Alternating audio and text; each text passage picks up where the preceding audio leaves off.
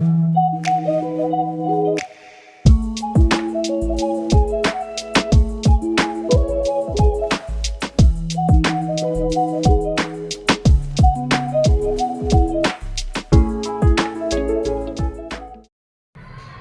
terhormat Kepala Sekolah SDN Pademangan Timur 06, Ibu Sifra Ovin Paulima. Yang terhormat Wakil Kepala Sekolah Bidang Kurikulum dan Bidang Kesiswaan, Ibu CH Maria dan Bapak Warto. Yang terhormat Bapak Ibu Guru SDN Pademangan Timur 06.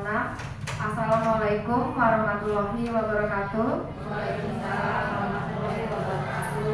Selamat siang, salam sejahtera untuk kita semua.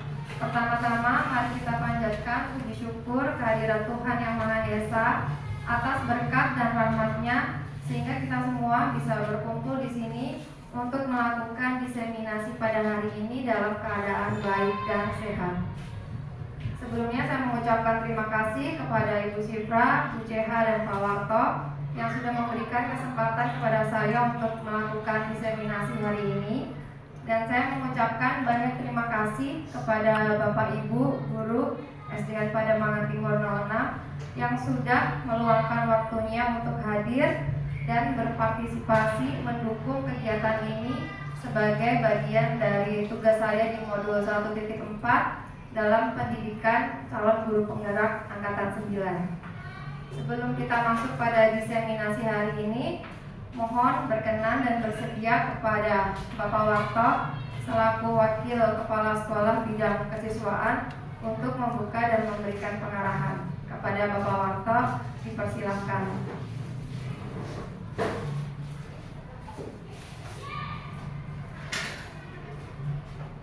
Terima kasih Bu Maria. Assalamualaikum warahmatullahi wabarakatuh. Yang terhormat Ibu Kepala Sekolah SDN Pademangan Timur 06, Ibu Sifra Ovin Paulima SPD. Yang terhormat Ibu Maria Nani Ratnawati selaku Kepala Wakil Kepala Sekolah Bidang Kurikulum dan Bapak Ibu Guru yang sangat kami hormati. Pertama-tama kita pasti bersyukur karena ada teman kita yang boleh mengikuti CGP angkatan ke-9. Ini menjadi motivasi bagi kita bersama, bagi Bapak Ibu Guru yang masih muda, yang masih memenuhi syarat, silakan untuk termotivasi ini sebagai modal Bapak Ibu untuk menjadikan guru penggerak yang memiliki karakter, yang memiliki disiplin dan memahami apa itu kurikulum Merdeka Belajar. Terima kasih kepada Ibu Maria karena hari ini dia akan menyampaikan tentang pemahaman dan penerapan budaya positif. Mohon kepada Bapak Ibu semua ini menjadi pemahaman bagi kita dan semoga ini bisa kita terapkan di lingkungan sekolah kita, budaya positif terutama kepada anak-anak kita. Kita sebagai penerap kurikulum Merdeka Belajar, tentu Merdeka Belajar ini sekarang muaranya pada penerapan nilai-nilai Pancasila. Maka ada namanya modul tentang Pancasila. Nah, nilai-nilai ini yang mau kita gali dan kita terapkan di dalam kehidupan anak-anak, di dalam kesehariannya. Sehingga nilai-nilai Pancasila itu sungguh membumi, sehingga nilai sungguh persatuan dan kesatuan, lalu keberagaman ini menjadi sungguh nyata di dalam kehidupan kita, di dalam lingkungan sekolah yang beraneka ragam ini. Sehingga kita mau menciptakan bagaimana budaya damai di sekolah ini sungguh-sungguh boleh kita rasakan. Maka terima kasih, semoga dengan adanya rekan-rekan kita, terutama Ibu Maria ini bisa menerapkan, bisa ikut CGP Angkatan 9. Tentu kami mendorong kepada rekan-rekan semuanya yang memiliki kesempatan silakan untuk ikut. Karena sudah dibuka, mari bersama-sama kita wujudkan pendidikan yang berkarakter, pendidikan yang punya nilai, yaitu nilai Pancasila. Semoga apa yang dilalui oleh Bu Maria ini menjadi awal yang baik bagi kita semua juga bagi Bu Maria untuk pengimbasan ilmunya ini. Semoga kita bersama-sama menjadi guru yang berkarakter Pancasila dan lebih profesional lagi. Terima kasih. Wassalamualaikum warahmatullahi wabarakatuh. Terima kasih Bapak Warto untuk pengarahannya yang luar biasa. Berikutnya mohon kesediaan kepada Ibu Cira Maria selaku Wakil Kepala Sekolah Bidang Kurikulum untuk memberikan pengarahan dan motivasinya.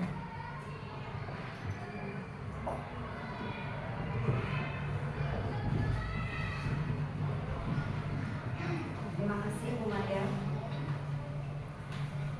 Assalamualaikum warahmatullahi wabarakatuh.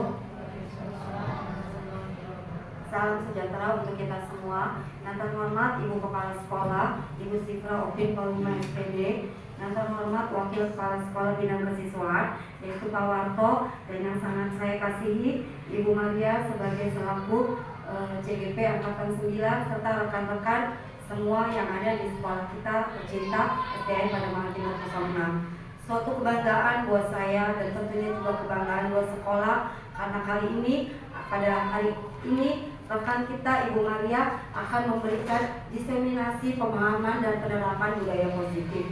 Saya percaya apa yang akan diseminarkan, apa yang akan dibicarakan hari ini oleh rekan kita Bu Maria Widodo akan memberikan ilmu yang terbaik buat kita, memberikan wawasan yang bertambah bagi kita selaku tenaga pengajar di sekolah, sehingga kita akan menjadi lebih baik dari yang sekarang. Yang satu pesan saya buat rekan-rekan juga sama dengan halnya dengan Pak Warto yang sudah disampaikan tadi. Saya berharap rekan-rekan muda yang masih muda-muda, yang masih langkahnya semakin masih panjang, mungkin akan mau mengikuti jejak untuk mengikuti CGP untuk angkatan-angkatan berikutnya. Kalau tidak salah sudah dibuka angkatan 11 ya. 11 sudah mulai dengan pendaftarannya. Saya percaya ibu-ibu dan bapak-bapak yang masih muda harus punya semangat seperti rekan kita yang sudah ada di depan kita saat ini. Semoga apa yang kita dapat hari ini akan menjadikan inspirasi buat kita semua, memberikan penerangan buat kita semua. Terima kasih semuanya. Monggo silakan dilanjutkan kembali. Terima kasih kepada Bu Cera untuk pengarahan dan motivasinya. Mohon izin Bapak Ibu untuk memulai diseminasi hari ini. Sebelumnya di sini saya tidak bermaksud atau bertujuan untuk menggurui Bapak Ibu semua ya.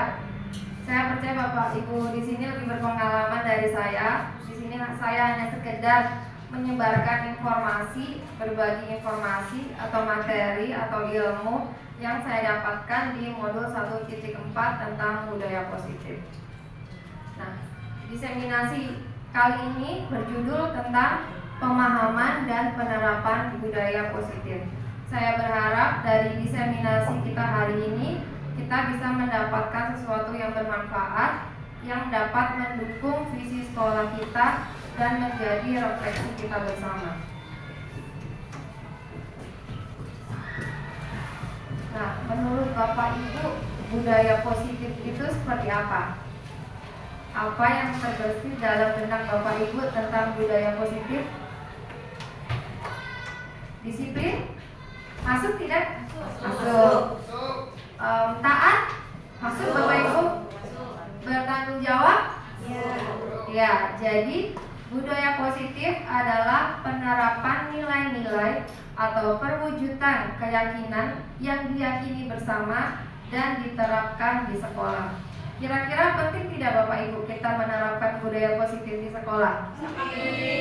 Sangat penting ya Bapak Ibu. Nah, kita harapkan dari budaya positif ini kita bisa membentuk karakter anak yang baik, yang berakhlak mulia sesuai dengan profil pelajar Pancasila.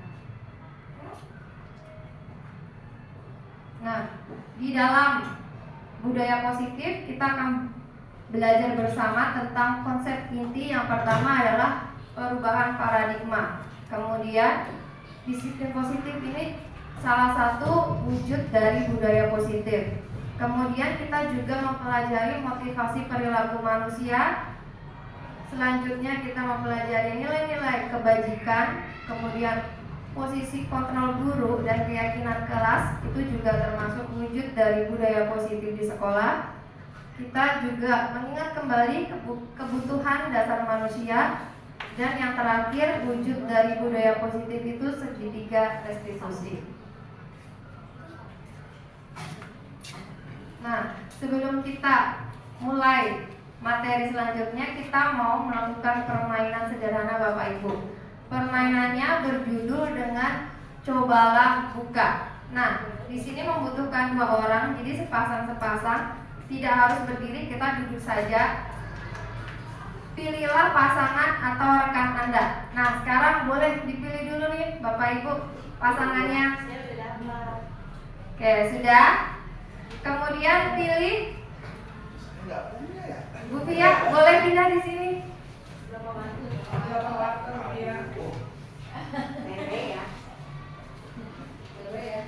Oke, kemudian boleh tentukan siapa yang menjadi A, siapa yang menjadi B.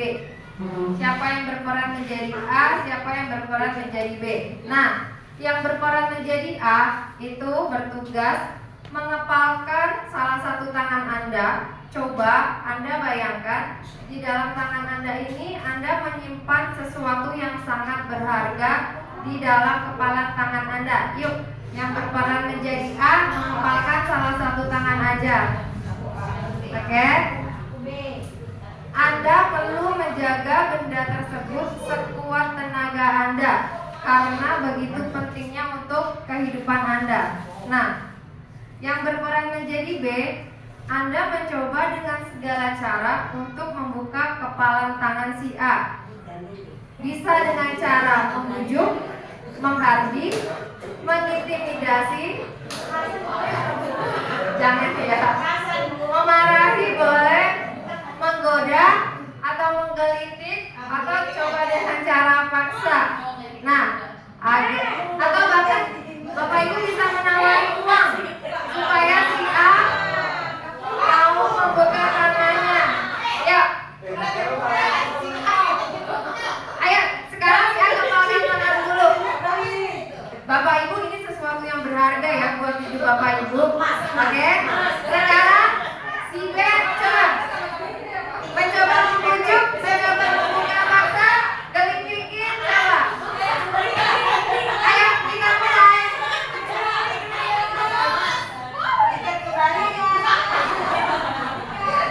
Ayo. Ayo Bapak Ibu. Ada yang nggak boleh.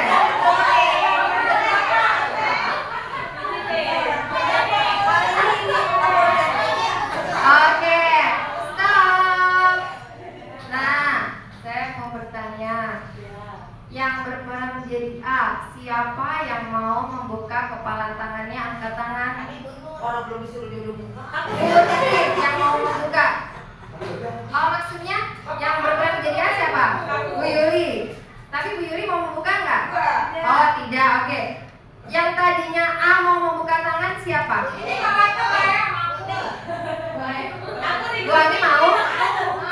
Disuruh mau ke Bali. Oke, Bu Ani, ada lagi yang lain? Ini kakak mau buka saya. Disuruh pakai Kakak mau?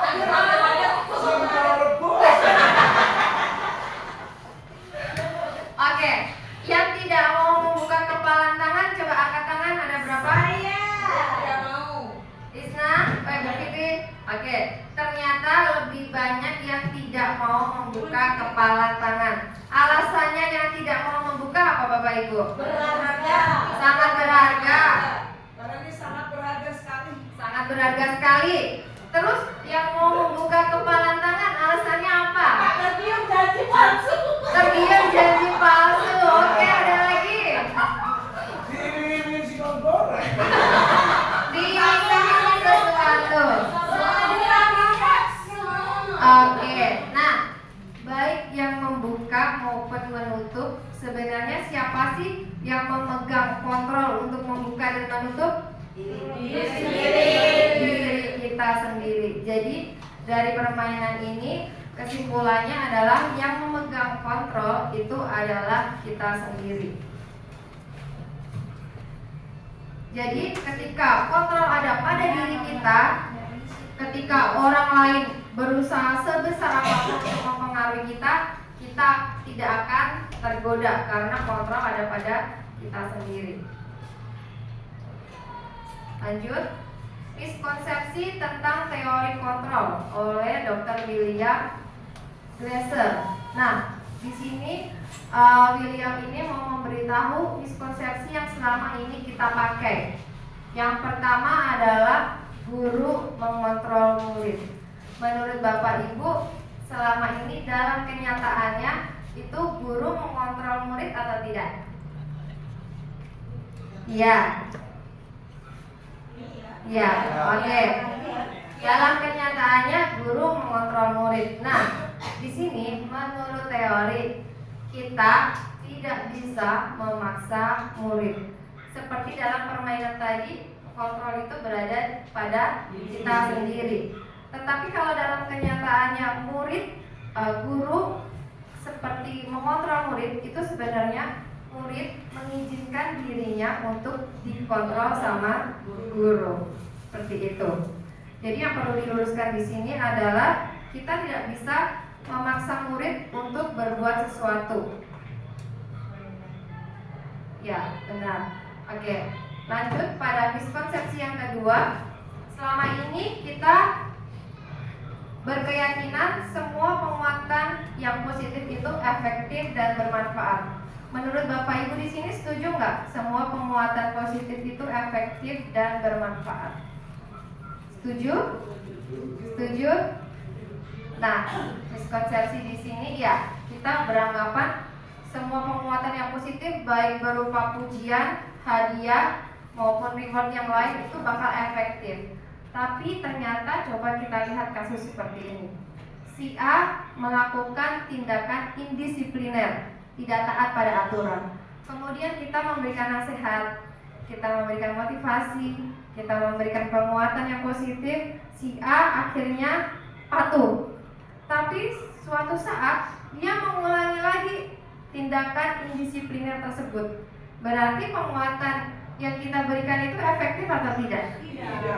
Tidak ya. Jadi miskonsepsi di sini sebenarnya adalah penguatan yang positif itu tidak selamanya efektif dan bermanfaat. Karena penguatan positif dari luar itu berasal dari eksternal ya, tidak selamanya bertahan lama atau tidak selamanya bisa konsisten. Nah, di sini tugas Bapak Ibu semuanya, kita semua berusaha untuk menumbuhkan motivasi intrinsik dari anak untuk melakukan budaya positif. Kemudian miskonsepsi yang ketiga yaitu guru berhak memaksa. Menurut Bapak Ibu bagaimana? Iya, memaksa. Ya, selama ini guru memaksa ya. Melalui peraturan disiplin. Melalui peraturan disiplin. Ada lagi? Tugas. Oke, coba kita lihat kasus seperti ini Bapak Ibu. Guru A mau memberikan pelajaran bahasa Indonesia. Ayo anak-anak, kita mau belajar bahasa Indonesia. Buka buku cetaknya halaman 15 sampai 20. Tolong dibaca, habis itu ibu akan memberikan tanya jawab, mengecek pemahaman kalian. Sekarang kerjakan. Menurut Bapak Ibu ini mau maksa atau enggak? Mau maksa, ya benar. Coba kita ingat-ingat lagi yang didengungkan di kurikulum Merdeka. Kita harus melakukan tes diagnostik, tes awal. Untuk selain untuk mengetahui kepribadian mereka, karakter mereka, juga mengetahui gaya belajar mereka. Ketika kita memaksakan buka buku, cetak, baca. Bagaimana dengan anak yang gaya belajarnya kinestetik? Kira-kira cepat nggak masuk pemahaman tersebut? Tidak. Bagi anak yang auditori, visual mungkin bisa masuk, tapi untuk anak yang kinestetik akan lebih susah. Nah, di sini miskonsepsi yang terjadi adalah guru memaksa murid. Kemudian miskonsepsi selanjutnya yaitu kritik dan membuat merasa bersalah mampu menguatkan karakter. Kalau kita menghandle anak yang bermasalah, kemudian kita memberikan kritik dan membuat anak tersebut merasa bersalah, itu sebenarnya menguatkan karakter tidak? Tidak. Alasannya kenapa, Bapak Ibu? Dia kan merasa bersalah, jadi bukan dari menyadari loh, karena kita menjudge kamu salah. Ya. Seharusnya kita apa ya, memberikan kesalahan sampai dia menyadari kesalahannya sendiri. Oh iya ya, ternyata saya tidak boleh seperti ini ya. Jadi yang menemukan, bukan kita yang mau maksa kamu besok harus seperti ini. Tidak. Ya, luar biasa sekali Bu Titin. Saya setuju dengan Bu Titin ya. Benar yang dibilang Bu Titin. Ketika kita menghandle anak, kemudian kita membuat sebuah dialog. Kamu tadi memukul si Diko misal. Kamu memukul Diko, ya. Kamu tahu nggak memukul itu akibatnya apa? Sakit. Sekarang Diko menangis gara-gara kamu. Itu membuat dia merasa bersalah, dan dialog yang kita berikan ke anak itu positif atau negatif kalimatnya? Negatif ya, kita membuat dia merasa bersalah. Seperti yang Bu Titin tadi bilang, dia tidak menemukan atau dia tidak menyadari rasa bersalahnya atas kesalahannya, tapi kita yang ngasih tahu nih. Terus gurunya juga, kamu harus minta maaf. Nah, dia tidak menemukan cara untuk memperbaiki kesalahannya. Kemudian lanjut,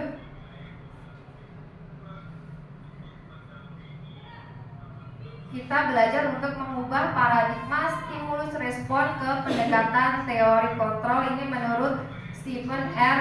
Covey. Nah, selama ini Bapak Ibu kita itu melakukan teori stimulus respon. Kita berusaha memberikan rangsangan, banyak rangsangan kepada anak, berharap anak tersebut merespon, kemudian memberikan aksi sesuai yang kita harapkan. Benar Bapak Ibu? Nah, kemudian menurut Stephen ini pengen dirubah nih teori stimulus respon itu ke pendekatan teori kontrol. Mari kita lihat bersama-sama. Stimulus respon itu melihat kebutuhan kita semuanya sama, tapi menurut kontrol kebutuhan kita itu berbeda-beda. Ya. Yang kedua, semua orang melihat yang sama. Di teori kontrol, setiap orang memiliki gambaran berbeda-beda. Setuju? Setuju. Oke. Kita mencoba mengubah orang agar berpandangan sama seperti kita, tetapi di teori kontrol kita berusaha memahami pandangan orang lain tentang dunia.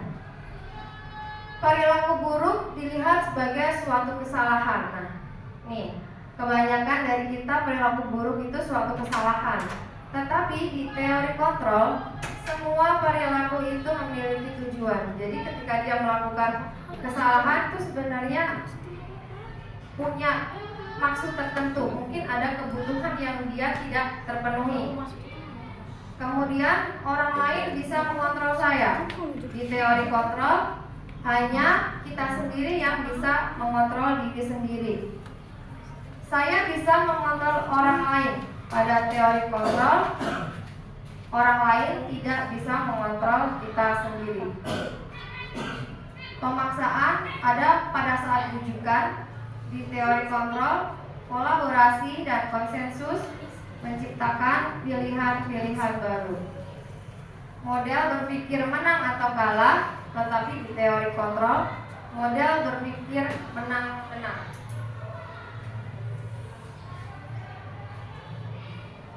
Kita masuk pada disiplin positif. Kepada Ibu Wolfa minta tolong untuk bacakan disiplin positif itu seperti apa. Disiplin positif adalah salah satu cara menerapkan disiplin yang bertujuan untuk menumbuh kembangkan kesadaran serta memberdayakan anak untuk melakukan sesuatu tanpa bujukan, ancaman, dan hukuman. Terima kasih Bu Barka. Ya, disiplin positif adalah salah satu penerapan disiplin yang bertujuan untuk menumbuh kembangkan kesadaran serta memberdayakan anak untuk melakukan sesuatu tanpa bujukan, ancaman, dan hukuman. Benar yang dikatakan oleh Ibu Barkah Ulfa, seperti itu adalah disiplin positif. Nah, menurut Ki Hajar Dewantara, salah satu syarat untuk menciptakan anak yang merdeka adalah syaratnya disiplin positif yang kuat. Nah, disiplin positif itu dilakukan berdasarkan motivasi perilaku manusia. Motivasi di sini adalah dorongan yang timbul pada diri seseorang secara sadar atau tidak sadar untuk melakukan suatu tindakan dengan tujuan tertentu. Motivasi perilaku manusia ini dibagi menjadi 3. Yang pertama, menghindari ketidaknyamanan dan hukuman. Jadi seseorang melakukan disiplin itu karena menghindari ketidaknyamanan dan hukuman. Motivasi yang kedua, seseorang melakukan disiplin untuk mendapatkan imbalan atau penghargaan dari orang lain. Motivasi yang ketiga itu karena menghargai nilai-nilai kebajikan diri sendiri. Menurut Bapak Ibu, murid-murid di SDN Pademangan Timur 06 atau mungkin kebanyakan murid nih melakukan disiplin itu motivasinya dari yang mana? 1, 2, atau 3? Kebanyakan 1. Kebanyakan 1 dari Bu Yuli. Bu Titin 1. Ibu Barkah Ulfa yang mana? Yang 1. Teman-teman yang lain, Bapak Ibu yang lain? 1. Ya, kebanyakan murid-murid kita itu menghindari ketidaknyamanan dan hukuman. Contoh, mereka datang tepat waktu supaya tidak mendapatkan hukuman. Benar Bapak Ibu? Ya. Kemudian mereka datang tepat waktu supaya menghindari ketidaknyamanan. Contohnya dimarahin sama guru. Ya. Mending saya datang pagi daripada saya dimarahin sama bu guru. Gitu ya Bu ya, Putri? Ya. Kemudian motivasi yang kedua, anak melakukan disiplin untuk mendapatkan imbalan atau penghargaan dari orang lain. Kira-kira contohnya apa Bapak Ibu? Mau mengerjakan PR untuk mendapatkan nilai? Apakah bisa? Bisa. Iya. Anak mengerjakan PR supaya dapat nilai dari gurunya, atau imbalannya berupa nilai atau penghargaannya berupa nilai. Kemudian yang ketiga, kita melakukan disiplin karena motivasinya menghargai nilai-nilai kebajikan diri sendiri. Kalau saya bilang seperti ini, bagaimana Bapak Ibu? Ini contohnya guru-guru SDN Pademangan Timur 06 mengerjakan administrasi guru karena menyadari nilai-nilai kebajikan yang ada di dalam dirinya berupa nilai tanggung jawab. Setuju Bapak Ibu? Setuju. Luar biasa guru-guru kita ya, melakukan tugasnya karena menyadari itu adalah tanggung jawabnya. Nah, itu yang kita harapkan ada pada anak.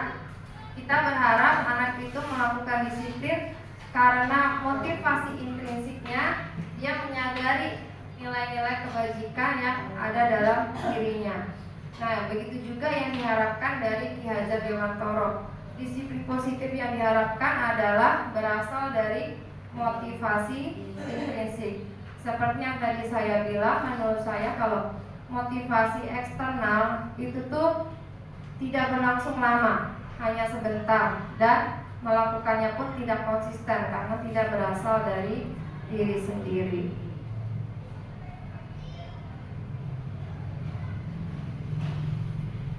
Berikut adalah konsep disiplin. Ada 3 Bapak Ibu. Yang pertama, konsep disiplin untuk identitas yang gagal. Maksudnya di sini kita menerapkan konsep disiplin yang membuat identitas anak menjadi gagal.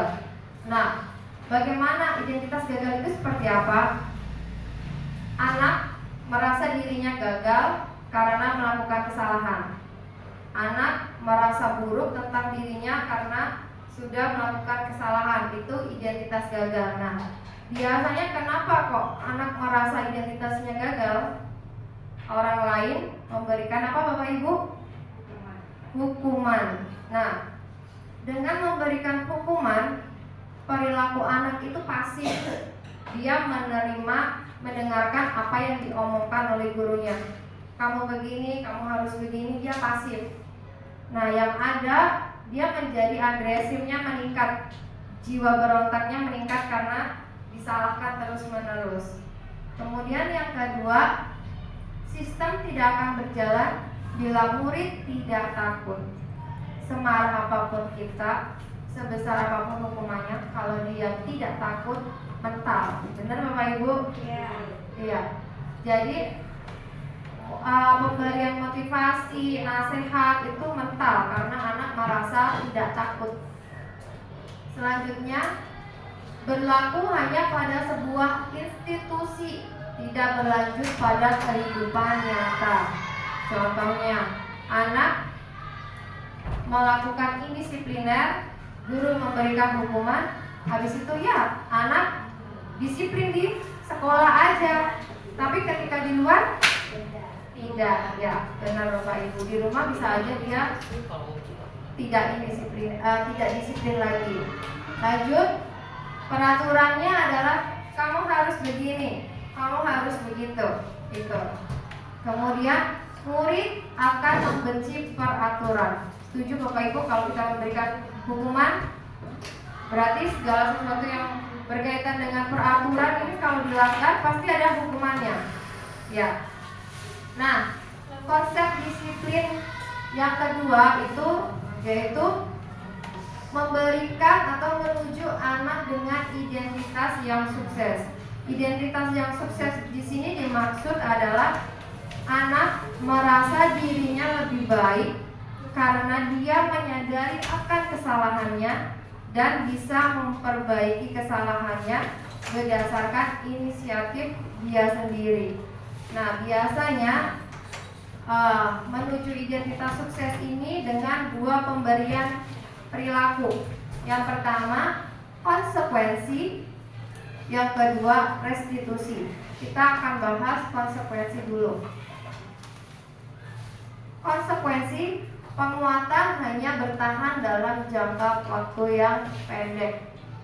Kemudian, memerlukan monitoring dan supervisi terus-menerus dari guru.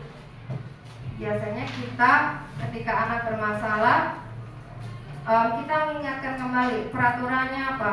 Kalau kamu melanggar, konsekuensinya ini.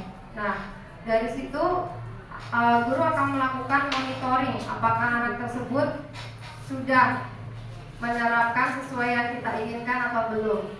Kemudian cukup membantu penerapan mengikuti peraturan dalam masyarakat. Selanjutnya, apa peraturannya?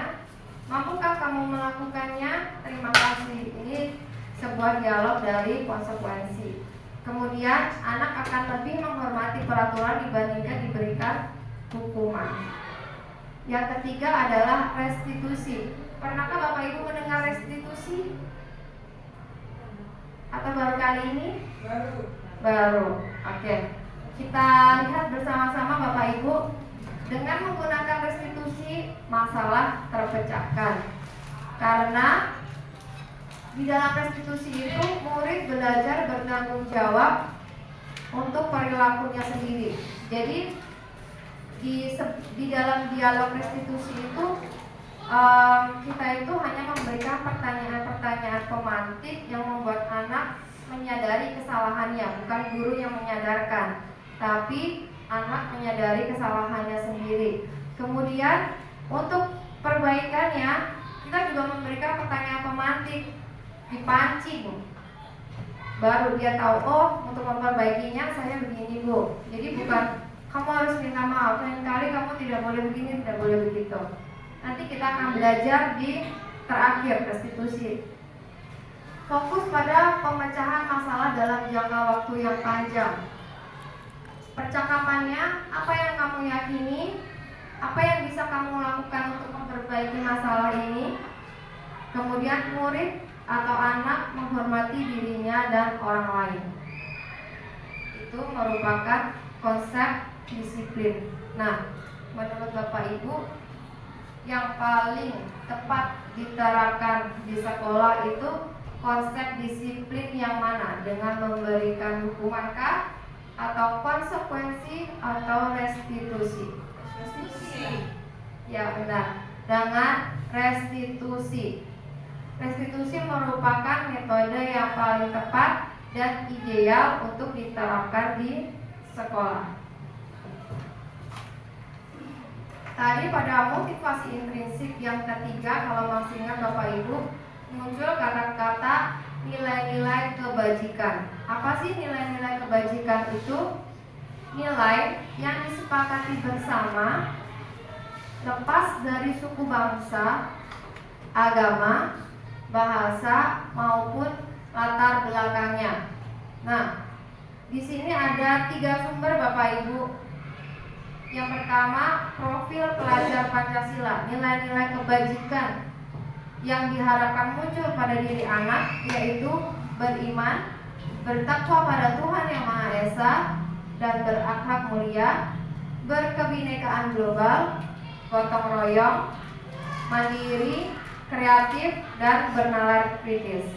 Kemudian menurut Ibo Primary Years Program PYP, itu nilai kebajikannya adalah toleransi, rasa hormat, integritas, mandiri, menghargai, antusias, empati, keingintahuan, kreativitas, kerjasama, percaya diri, dan komitmen. Untuk keterampilan hidup atau life skill, minta tolong kepada Ibu Isna untuk membacakan. Dapat dipercaya, menghormati, berdengar dan aktif, tidak membicarakan orang lain, dan memberikan yang terbaik dan dirinya. Terima kasih Ibu Isna. Sebenarnya masih banyak sumber lagi ya yang berbicara tentang nilai-nilai kebajikan.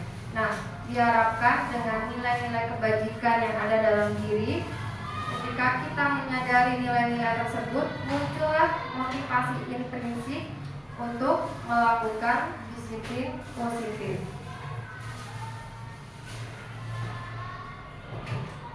Selanjutnya, wujud budaya positif, salah satunya lagi yaitu 5 posisi kontrol guru. Mohon bantuannya kepada Ibu Fitri untuk membacakannya 5 posisi. 5 posisi kontrol yaitu 1 memukul, 2 membuat merasa bersalah, 3 sebagai keras, 4 memantau, 5 sebagai mengurus. Oke, terima kasih Bu Fitri. Nah, posisi kontrol yang pertama, penghukum. Ini ketika anak melakukan kesalahan, anak langsung diberikan hukuman. Jadi posisi guru sebagai penghukum. Yang kedua, pembuat merasa bersalah. Ketika anak melakukan kesalahan, guru akan membuat dialog-dialog yang tujuannya membuat anak merasa bersalah akan kesalahannya, seperti mengintimidasi, kamu itu salah, kamu sudah menyebabkan ini itu. Kemudian 5 posisi kontrol selanjutnya yaitu teman. Di sini guru memposisikan dirinya sebagai teman. Jadi dialog yang akan diucapkan itu dia seperti teman sendiri, ngomongnya dengan nada yang pastinya pelan, halus, tapi mempunyai maksud dan tujuan tertentu. Kemudian pemantau. Nah, di sini guru menanyakan kembali peraturannya seperti apa, kemudian konsekuensinya kalau tidak dilakukan seperti apa, kemudian juga dipantau hasilnya setelah itu seperti apa. Yang terakhir adalah manajer. Manajer di sini guru bukan mengontrol atau mengatur perilaku murid, Tetapi di sini guru bertugas membimbing atau menjadi pembimbing supaya anak bisa mengatur perilakunya sendiri untuk memecahkan masalah dan melakukan disiplin positif. Nah, Bapak Ibu, saya mau bertanya, ini untuk refleksi kita semua, tidak usah diutarakan, cukup dalam hati saja. Menurut Bapak Ibu, apakah selama ini Bapak Ibu ada dalam 5 posisi kontrol tersebut? Atau saya selama mengajar, saya lebih dominan ke posisi ini? Sebagai penghukum kah? Atau pembuat merasa bersalah? Atau sebagai teman, pemantau, atau manajer? Kita refleksi sendiri nih Bapak Ibu. Selama ini kita berada di posisi yang mana?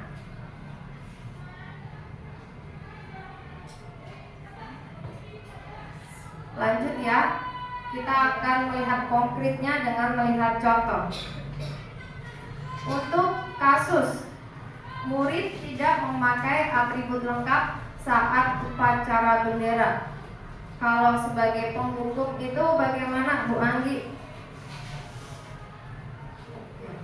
Untuk murid yang tidak memakai atribut lengkap saat upacara bendera sih biasanya kita minta anak untuk operasi semua. Karena misalkan disiplin sekolah. Oke, terima kasih Bu Anggi.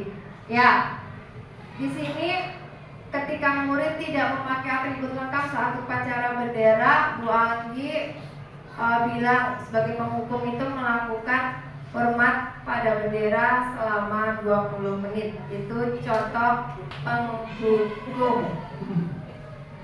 Kemudian untuk kasus yang tidak memakai atribut tetapi guru posisinya sebagai pembuat merasa bersalah, bisa minta tolong dibacakan Ibu Yuli. Kasus murid tidak memakai atribut lengkap saat upacara bendera, Willy membuat merasa bersalah. Jadi beberapa kali ibu bapak harus memberitahu kamu begitu pada anak. Kemudian apa kamu tidak kasihan sama ibu atau sama bapak? Seperti itu Bu Maria. Terima kasih Ibu Yuli. Ya, pembuat merasa bersalah di sini dialognya menekankan di mana anak itu merasa bersalah atas kesalahannya. Kemudian menjadi teman seperti apa? Minta tolong dibacakan oleh Ibu Titin. Kalau menjadi teman seperti apa? Ya, teman, ayo dong ikuti aturan. Tolong bantu ibu bapak ya, lain kali jangan berbuat seperti ini. Karena kalau saya minta kamu, aduh, kamu tuh begini terus. Ya. Nadanya lebih enak ya Bapak Ibu kalau menjadi teman ya, karena kita memposisikan diri sebagai teman. Kemudian kalau sebagai pemantau, minta tolong bantuannya Pak Warto untuk membacakan kalau menjadi pemantau itu seperti apa Pak?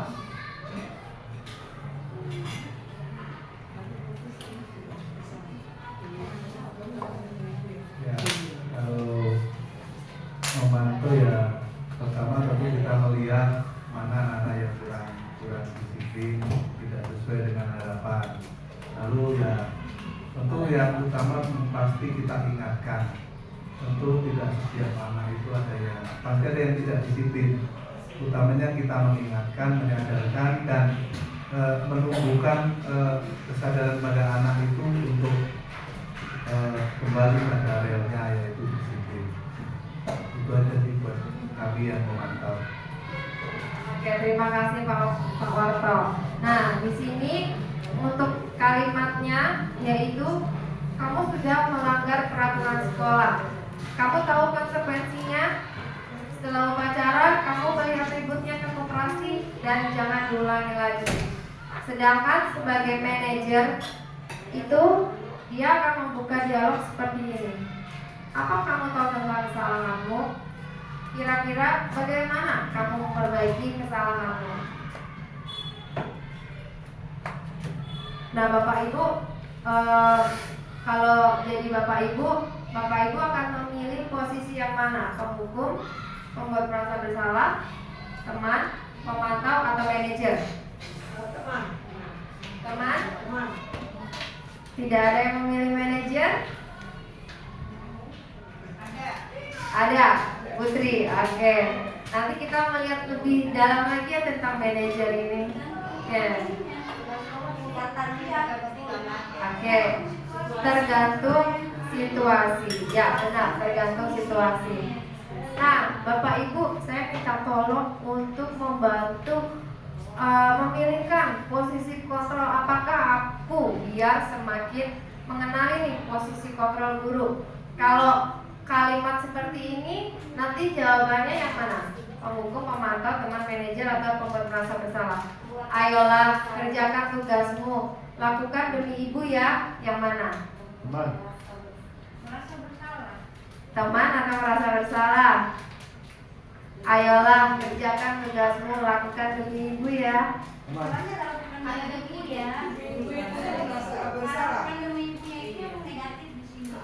Oke, di sini yang paling banyak pembuat merasa bersalah. Yang lain? Ada ide lain? Oke, kita cek soal berikutnya dulu ya Bapak Ibu. Ini tadi pembuat merasa bersalah. Posisi kontrol apakah aku? Karena kamu berisik, ayo berdiri di depan kelas sampai pulang. Ya, sudah jelas ya, penghukum. Lanjut. Posisi kontrol apakah aku? Apa rencanamu untuk menyelesaikan masalah ini? Manajer, tepat sekali. Lanjut. Posisi kontrol apakah aku? Bapak kecewa sekali sama kamu. Membuat merasa bersalah. Lanjut. Posisi kontrol apakah aku? Kamu sudah melanggar. Apa kamu tahu aturan dan konsekuensinya? Yes. Mantap. Oke. Terima kasih Bapak Ibu. Kita lanjut pada budaya positif selanjutnya, yaitu menurut Bapak Ibu kenapa sih sekarang itu dibutuhkan keyakinan kelas bukan peraturan kelas? Apakah dari Bapak Ibu sudah membuat keyakinan kelas bersama-sama saat di awal pertemuan awal kelas? Kesepakatan keyakinan kelas sudah ya Putri ya? Oke. Atau masih ada yang membuat peraturan kelas? Tidak. Oke. Kira-kira bedanya apa Bapak Ibu antara keyakinan dan peraturan kelas? Keyakinan sudah disepakati oleh semua anak. Bentar Ibu, ini Ibu pakai mikrofon. Kalau keyakinan kelas itu sudah disepakati oleh semua anak. Ya, jadi mereka melakukannya dengan ikhlas. Tapi kalau peraturan, ya disadari. Kalau peraturan kelas itu kan artinya ada aturan yang harus taati. Berarti belum tentu dia melaksanakan dengan keikhlasan. Luar biasa, terima kasih Putri ya. Benar Putri, kalau keyakinan itu nilai-nilai atau apa yang diyakini disepakati bersama. Tetapi kalau peraturan lebih pada satu arah. Saya membuat peraturan begini, saya share ke kelas, kamu harus mengikuti peraturan seperti ini. Tidak, murid tidak dilibatkan untuk membuat peraturan. Benar Bapak Ibu setuju? Setuju. Ya. Nah, pembentukan keyakinan kelas. Keyakinan kelas itu berupa pernyataan yang universal, yang masih umum, yang masih global. Kemudian dibuat dalam pernyataan positif. Seperti apa? Kita akan belajar bersama-sama nanti. Kemudian kalimatnya itu sedikit saja agar mudah diingat oleh anak-anak. Kemudian disesuaikan dengan kondisi kelas kita masing-masing. dan sekolah sehingga mudah diterapkan. Kemudian pada waktu pembentukan keyakinan kelas, semua warga kelas atau warga sekolah itu dilibatkan. Jadi dua arah di sini, anak dilibatkan, atau ketika kita membuat keyakinan sekolah, guru, tenaga pendidikan itu dilibatkan. Prosedurnya bagaimana Bapak Ibu? Saya yakin Bapak Ibu sudah melaksanakannya dan tahu. Tetapi mari kita tinjau kembali prosedur keyakinan kelas. Yang pertama, memberikan kesempatan murid untuk mengutarakan ide tentang peraturan kelas yang disepakati. Ini yang pertama memang peraturan. Yuk anak-anak, kita mau bikin keyakinan kelas. Kira-kira apa ya yang bisa membuat kelas kita itu tertib? Misal mereka masih bingung, kita berikan pertanyaan otomatis. Di awal nih, pertama kali datang, biar tidak lalu lalang yang datang, kemudian ibu tidak banyak mengulangi apa materi yang ibu sampaikan. Kira-kira kalau datang harus bagaimana ya anak-anak gitu. Harus tepat waktu Bu, datang tidak terlambat, tulis aja. Atau kita menggunakan post-it, anak kita kasih, kita tempel bareng-bareng. Atau kita tulis di papan tuh. Ikutin aja kalimat yang diberikan kepada anak, ikutin aja. Tidak boleh datang terlambat, tulis aja seperti itu. Kemudian kita mencatat semua masukannya, apapun yang diutarakan catat. Nah, di sini baru untuk menuju ke keyakinan kelas, kita mengganti kalimat negatif menjadi positif. Seperti apa nanti kita akan bahas setelah ini. Setelah disusun, kita tinjau ulang kembali, menanyakan kepada anak keyakinan kelas yang disusun. Nah, keyakinan ini nilai-nilai yang kita sepakati bersama nih. Anak sepakat, baru kita tulis untuk dijadikan susunan. Jangan dari kitanya nih kita memberikan ide terus, biarkan anak yang berpikir kritis memberikan ide seperti apa. Kemudian kalau sudah ditinjau ulang keyakinan kelas tersebut, ditempel di dinding kelas dengan kreativitas Bapak Ibu. Mau dibikin bentuk atau mereka menulis sendiri. Berikut adalah mengganti kalimat negatif menjadi kalimat positif. Ketika anak memberikan masukan, Ibu tidak boleh datang terlambat, tulis. Setelah itu di papan sebelahnya kita tulis bersama-sama dengan anak. Kira-kira untuk menjadi kalimat positif itu diganti kalimatnya seperti apa ya anak-anak? Datang tepat waktu. Itu lebih enak gak sih Bu? Pak, kalimatnya, kalimat positif ini daripada tidak boleh datang terlambat. Ya, lebih enak dengan datang tepat waktu. Contoh kalimat negatif selanjutnya, tidak boleh membuang sampah di kelas. Kita ganti dengan kalimat positif, jagalah kebersihan kelas. Jangan yang panjang-panjang, malah yang pendek-pendek biar gampang diingat oleh murid. Kemudian, Bu tidak boleh berisik pada waktu belajar, tulis. Nanti kita mengubahnya menjadi jagalah ketertiban. Itulah keyakinan kelas, bukan peraturan kelas. Karena kalau peraturan tuh lebih gimana ya Bapak Ibu? Memaksa. Lebih memaksa, ya benar. Tapi kalau keyakinan kelas, kita buatnya bareng-bareng loh. Kamu yang sepakatin loh, ini usul dari anak-anak gitu. Nah, mari kita melihat kebutuhan dasar manusia. Kita mengingat kembali nih Bapak Ibu.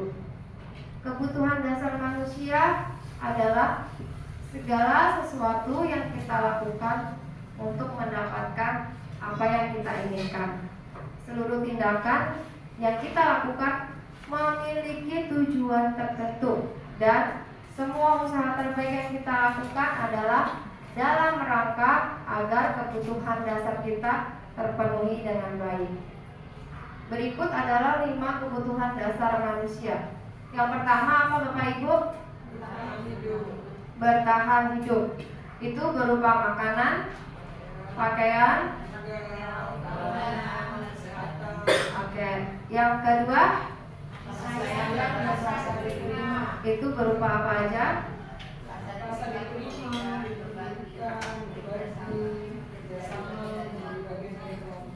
Oke. Yang ketiga penguasaan berupa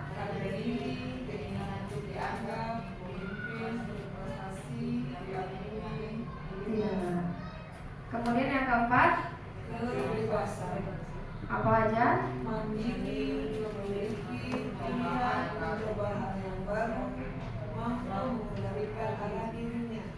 Yang terakhir berupa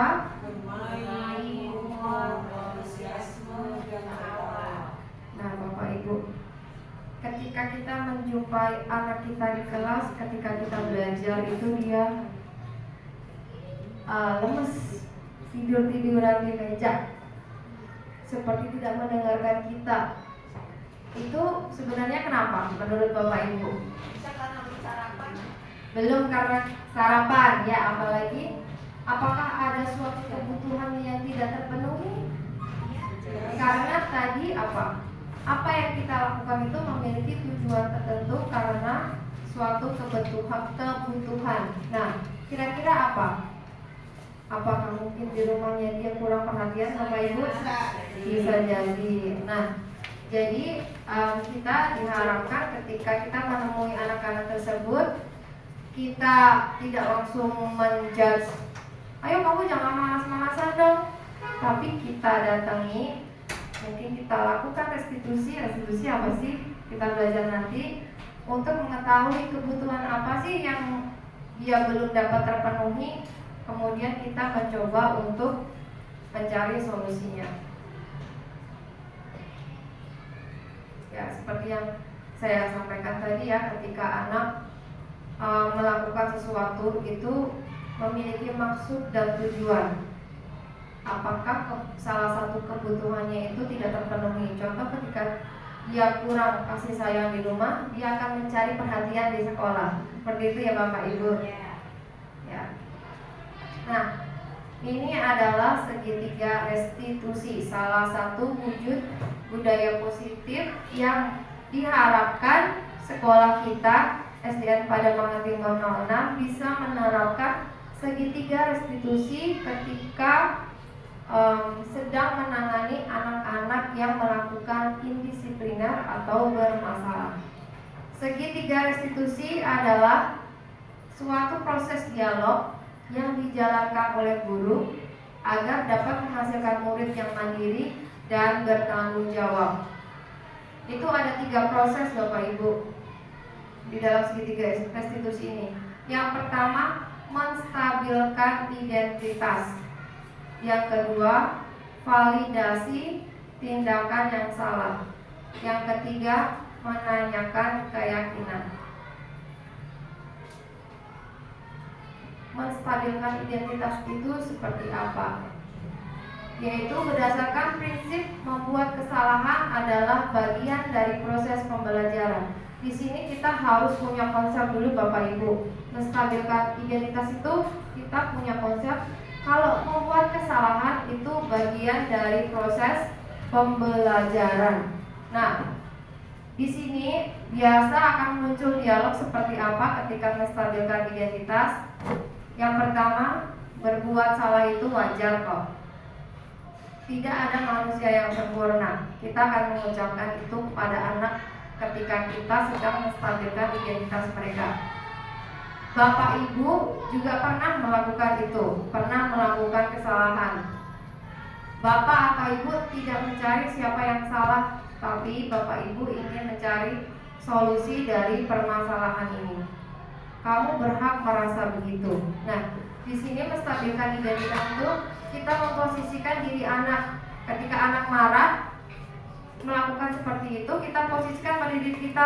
Kalau kita marah, kita berbuat seperti itu nggak sih? Kita memposisikan. Kalau sama, ya kita bilang kalau ibu marah juga ibu akan melakukan seperti itu. Itu nggak apa-apa, itu menstabilkan identitas.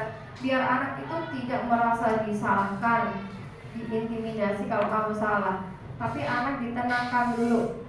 emosinya. Lanjut, validasi tindakan yang salah. Kita harus memiliki konsep berdasarkan prinsip.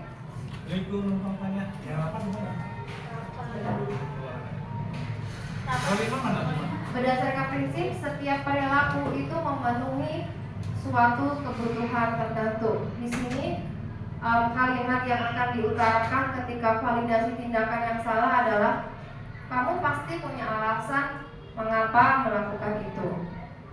Padahal kamu bisa melakukan ini lebih buruk dari ini. Contoh, kamu tadi bertengkar ya, kamu melakukan apa? Saya marah-marah bu, saya menggertak.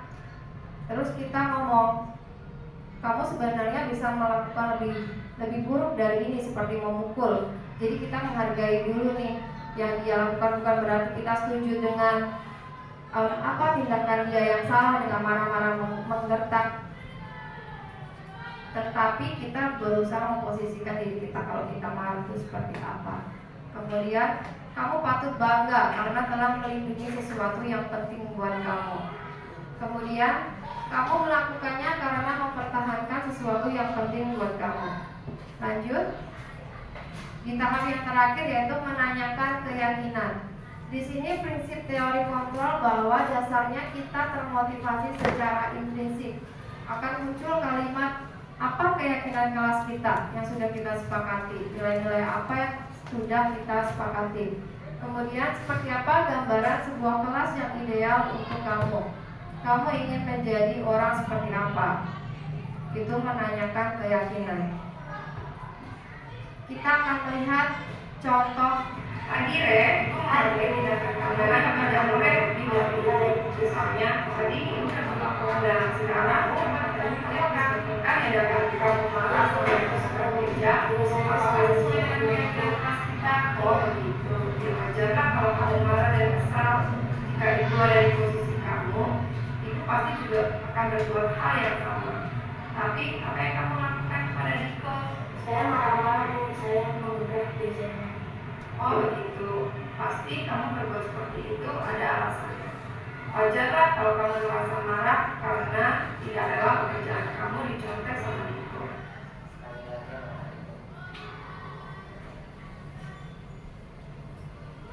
Pagi Re. Aduh, Gimana kabar kamu Re? alhamdulillah baik. Tadi ibu dapat laporan dari teman kamu, katanya kamu habis bertengkar ya dengan Niko. Iya bu, saya kesal dengan juga saya selalu dicontek dengan Niko. Oh begitu, ya wajarlah kalau kamu marah dan kesal. Jika ibu ada di posisi kamu, ibu pasti juga akan berbuat hal yang sama. Tapi apa yang kamu lakukan kepada Niko? Saya marah-marah dan saya menggugat biasanya. Oh begitu, pasti kamu berbuat seperti itu ada alasannya. Wajarlah kalau kamu merasa marah karena tidak rela pekerjaan kamu dicontek sama Niko. Ya, dari percakapan ini ada nggak intimidasi membuat dia merasa bersalah atau menyalahkan? Tidak ya, kita menstabilkan emosinya. Ini menurut teori yang saya pelajari di modul 1.4 ya Bapak Ibu. Kemudian lanjut. Menurut kamu, ibu menghargai tindakan kamu yang tidak berbuat lebih dari itu. Misalnya memukul. Nah sekarang coba kita pikirkan tindakan kamu marah sampai membuka gereja, apakah sesuai dengan keyakinan kelas kita? Tidak. Nah itu merupakan validasi tindakan yang salah. Sekali lagi, ibu menghargai tindakan kamu yang tidak berbuat lebih dari itu. Misalnya memukul. Nah sekarang coba kita pikirkan tindakan kamu marah sampai membuka gereja, apakah sesuai dengan keyakinan kelas kita? Tidak. Jadi kita tidak langsung menunjukkan kamu salah di sini, tapi anak diberikan pertanyaan pemantik untuk menyadari kesalahannya.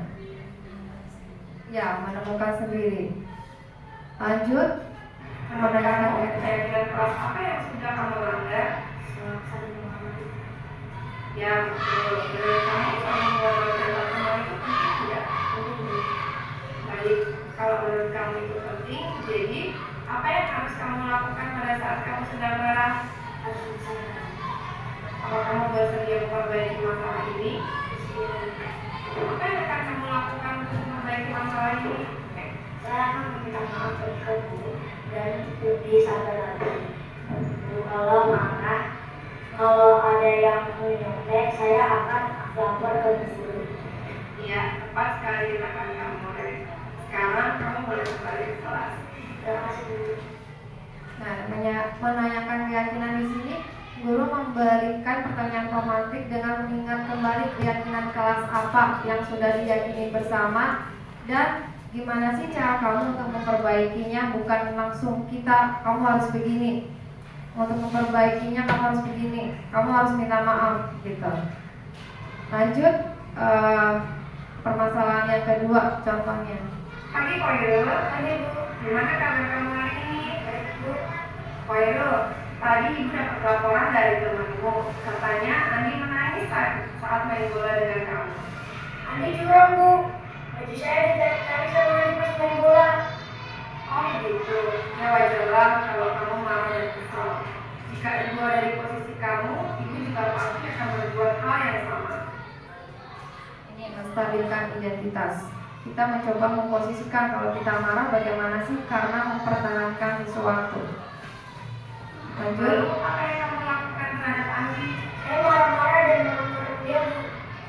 Oh begitu. Pasti kamu berbuat seperti itu ada alasannya. Wajarlah kalau kamu merasa marah karena Andi bermain bola dengan cara yang kurang benar. Ibu menghargai tindakan kamu yang tidak berbuat lebih buruk daripada itu. Misalnya memukul. Menurut kamu, keyakinan kelas apa yang sudah kamu langgar? Tidak boleh berantem ya. Jadi apa yang harus kamu lakukan pada saat kamu sedang marah? Apa kamu bersedia memperbaiki masalah ini? Apa yang akan kamu lakukan untuk memperbaiki masalah ini? Saya akan meminta maaf kepada dia dan lebih sabar lagi. Bu, kalau marah, kalau ada Andi hapus main bola, saya akan bilang ke guru. Ya, pas sekali dengan kamu. Sekarang kamu boleh ke kelas lagi. Terima kasih bu. Sama-sama. Nah, inilah Bapak Ibu segitiga restitusi yang diharapkan bisa diterapkan di sekolah kita ketika sedang menangani permasalahan pada anak yang indisipliner atau bermasalah. Bagus tidak Bapak Ibu segitiga restitusi ini? Bagus sekali. Tanpa ada nada yang marah-marah, ternyata marah-marah itu capek Bapak Ibu. Saya tuh baru menyadari itu kemarin ya, setelah belajar dari segitiga restitusi ini saya menjadi sadar, oh ternyata selama ini saya jadi guru yang begini-begini. Kemudian saya praktekin tuh Bapak Ibu. Ada kalanya saya lupa teori ini. Saya marah-marah, habis itu saya capek. Ngos-ngosan capek. Tetapi ada suatu kali di kelas 2A terjadi masalah, kemudian saya coba praktekkan. Ambil nafas dulu sebelum mempraktekkan ini Bapak Ibu biar tidak jadi marah. Terus didudukin berdua, tanya dengan nada yang baik. Lama-lama tuh mengalir, yang tadinya pengen marah jadi enggak, karena kita udah mengawali sesuatu yang dengan nada yang enak. Tanya baik-baik, mengikuti alur segitiga restitusi. Yang tadinya itu saya panggil itu udah takut. Tahu-tahu udah ngalir gitu aja dengan pertanyaan-pertanyaan dalam segitiga restitusi. Mereka nggak jadi takut, nggak jadi marah. Kemudian malah teman-temannya tuh pada datang, oh nggak marah-marah ya bu? Enggak, ngapain marah-marah? Habis itu enak banget ya, nggak capek sama sekali ketika melakukan segitiga restitusi ini. Tapi mungkin disesuaikan dengan kondisi dan situasi yang Bapak Ibu. Oke. Demikian diseminasi pada hari ini yang saya pelajari di modul 1.4 dalam pendidikan calon guru penggerak tentang budaya positif. Saya berharap dari diseminasi hari ini kita semua bisa mendapatkan sesuatu yang bermanfaat, bisa menjadi refleksi kita. Semoga kita bisa mendukung visi sekolah kita untuk menciptakan anak yang berkarakter pelajar profil Pancasila. Apakah dari sini ada pertanyaan Bapak Ibu? Tidak ya? Sudah cukup. Saya mengucapkan banyak terima kasih atas waktu yang sudah diberikan kepada saya dengan mendukung berpartisipasi penuh dalam diseminasi hari ini. Mohon maaf jika banyak kekurangan maupun salah kata atau sudah membuat Bapak Ibu meluangkan waktunya cukup banyak. Saya mohon maaf sekali lagi, mohon maaf apabila ada salah kata dan perbuatan. Terima kasih Bapak Ibu.